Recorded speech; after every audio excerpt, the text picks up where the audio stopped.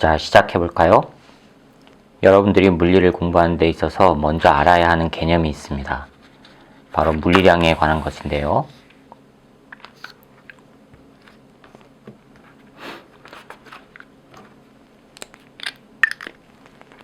자, 물리량은 크게 두 가지로 나누어집니다. 물리를 공부하는 데 있어서 가장 기초적인 개념이라고 보시면 됩니다. 자, 이 물리량은 첫 번째 스칼라라고 하는 것과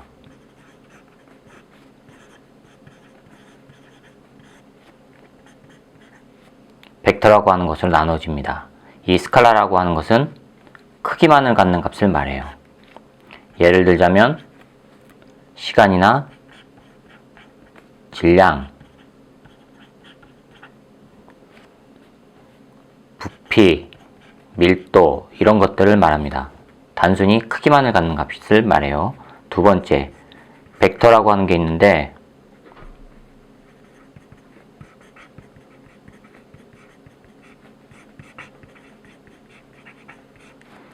이거는 크기와 함께 방향까지 갖습니다. 이 방향을 갖는다는 것 때문에 굉장히 중요한 의미가 발생을 합니다. 자, 크기와 함께 방향을 갖는데 예를 들자면 여러분들이 알고 있는 무게라든가 일상에서 많이 사용하는 힘이라든가 속도라든가 하는 것들이 전부 벡터입니다. 자, 그럼 이 벡터는 스칼라는 단순히 크기만 가지니까 숫자로 표현하면 되는데 벡터는 크기와 방향을 같이 갖는단 말이죠. 그러면 이 벡터는 어떻게 표현을 해야 되느냐?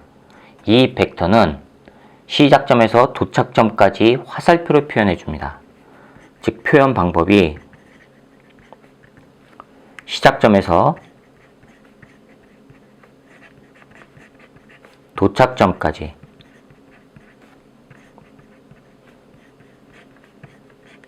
화살표로 표현을 해요. 즉 직선 화살표입니다.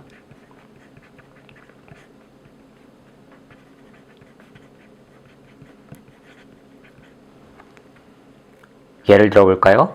여기 시작점입니다. 시작점에서 어떤 목적지 도착점이 있어요. 여기까지 시작점에서 도착점까지 이어주는 이 직선 화살표, 이렇게 표현해 주는 게 벡터입니다. 그러면 스칼라는 일반적으로 숫자로만 표현하면 상관이 없는데 벡터는 이렇게 표현하지 않고 문자로 표현할 때는요, 문자 위에다가 화살표 표기를 해줍니다. 이게 벡터란 뜻이에요. 또는 문자 위에다가 이런 식으로 문자 위에다가 화살 표시를 붙여줌으로써 벡터를 표현해 줍니다. 이게 스칼라하고 좀 다른 점이에요. 됐죠? 자, 그럼 이러한 벡터를 표현하기 위해서 시작점에서 도착점까지 화살표를 표현한다고 했죠. 이거를 벡터의 3요소라고 합니다. 즉 무슨 얘기냐? 벡터를 표현하기 위해서는 세 가지 요소가 있는데 그걸 벡터의 3요소라고 해요. 세 가지 요소요.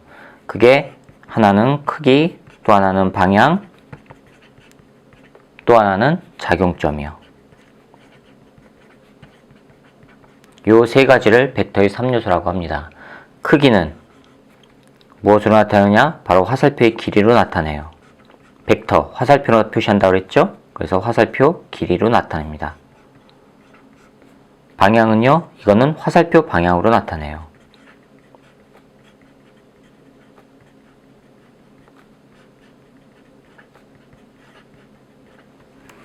방향은 화살표 방향으로 나타내요.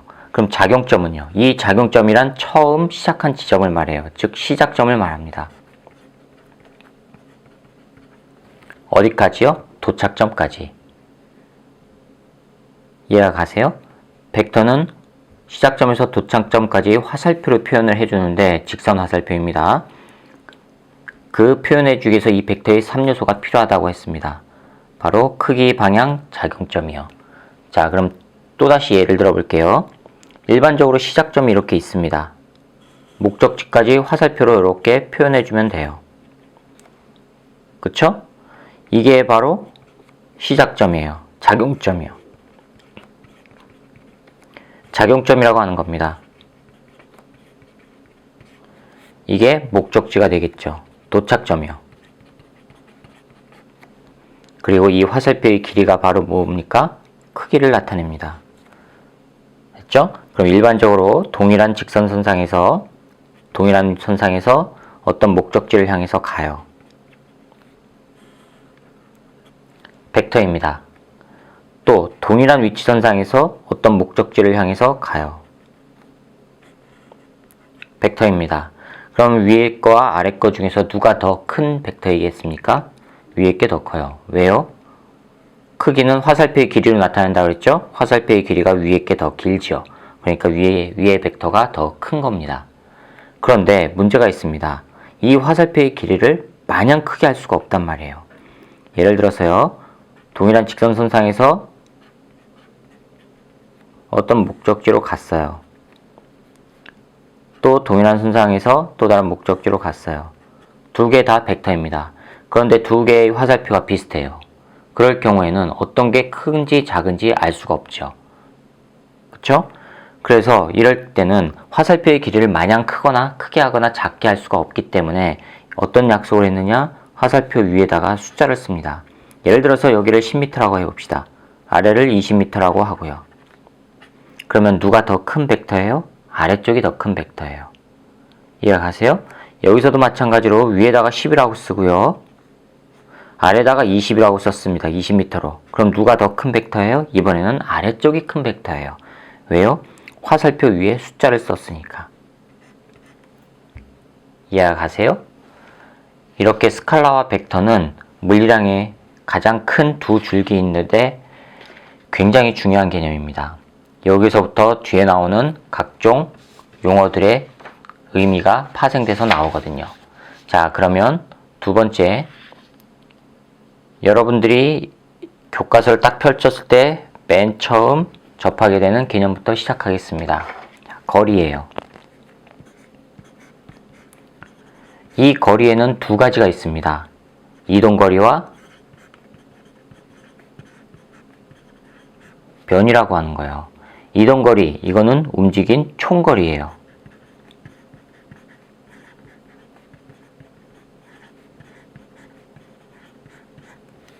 이거는 그럼 움직인 전체 거리니까 앞에서 배운 벡터와 스칼라 중에서 어떤 개념이겠어요? 이거는 스칼라예요. 방향 없어요. 전체 길이만 따집니다. 두 번째, 거리 중에서 변이라고 하는 게 있어요. 변이. 자, 이거는 직선거리를 의미합니다.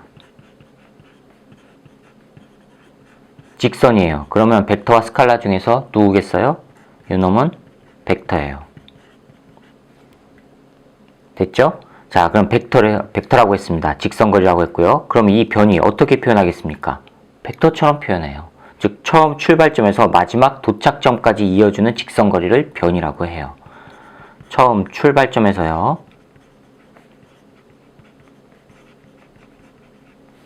도착점까지 이어주는 직선거리.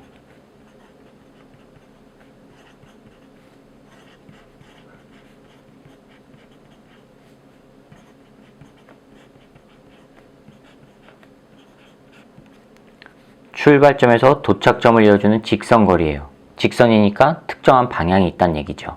벡터를 의미합니다. 자, 예를 들어볼까요?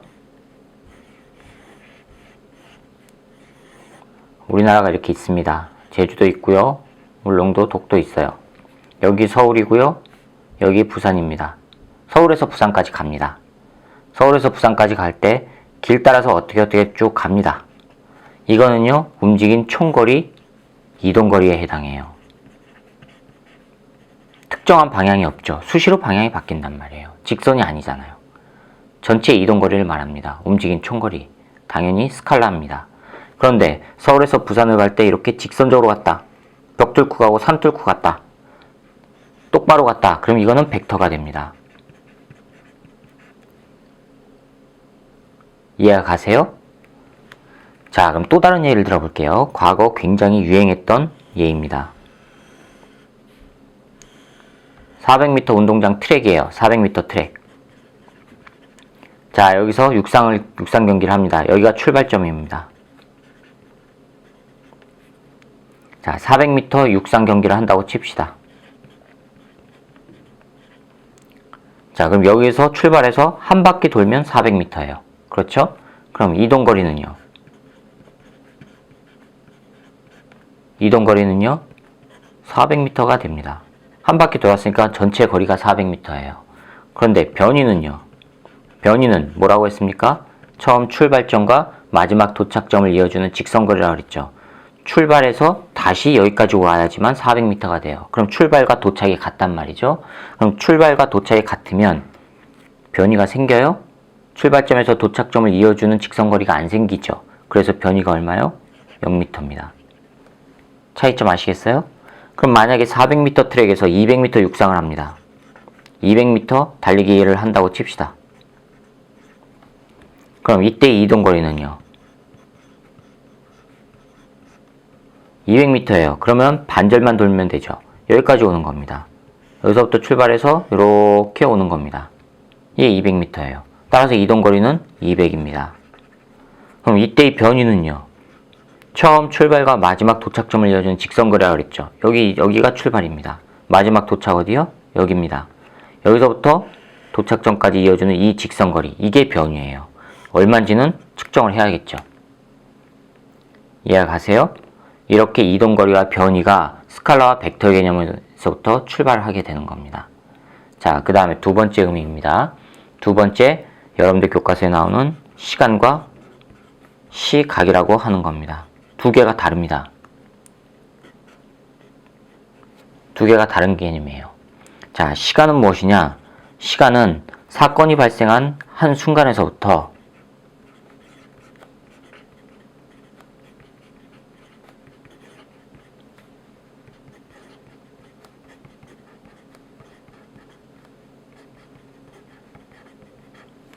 사건의 종료까지의 간격을 말해요.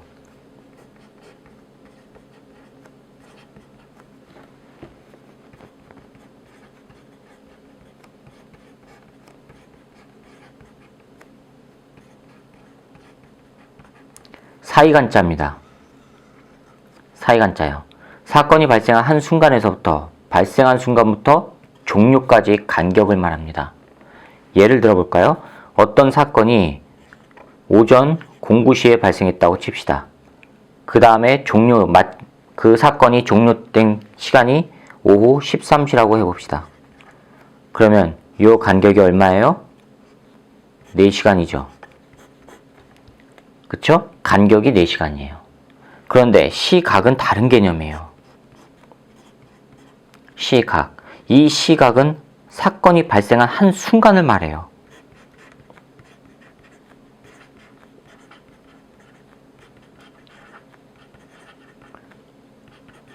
딱 순간입니다. 예를 들어볼까요? 어제 교통사고는 저녁 8시에 발생했습니다. 그러면 교통사고가 일어난 순간이 저녁 8시란 얘기예요. 더 확실하게 구분 지어 드릴까요? 여러분들 휴대폰에서 전화기에서 자 116을 걸어 볼게요.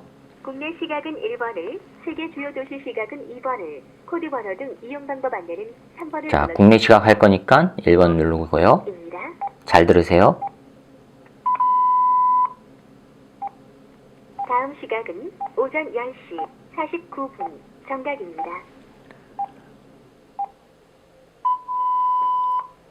자, 뭐라고 나왔어요? 다음 시각은 얼마입니다. 하고는 띠띠띠 하고 띠 합니다. 자, 다시 들어보세요. 다음 시각은 오전 10시 49분 20초입니다. 시각이라고 했죠? 그 다음에 부저음이 이렇게 마지막 부저음이 크게 들리죠? 바로 그 순간이에요. 다음 시각은 몇 시, 몇 분, 몇 초입니다. 라고 하고 마지막에 부저음이 한번 크게 울리죠? 그 부저음이 크게 울리는 순간을 말합니다.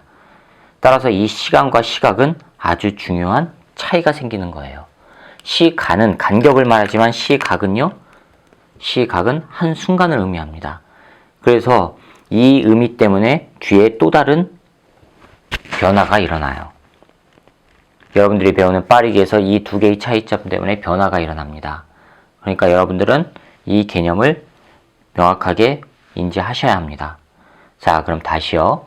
물리량은 크게 스칼라량과 벡터량으로 나눠집니다.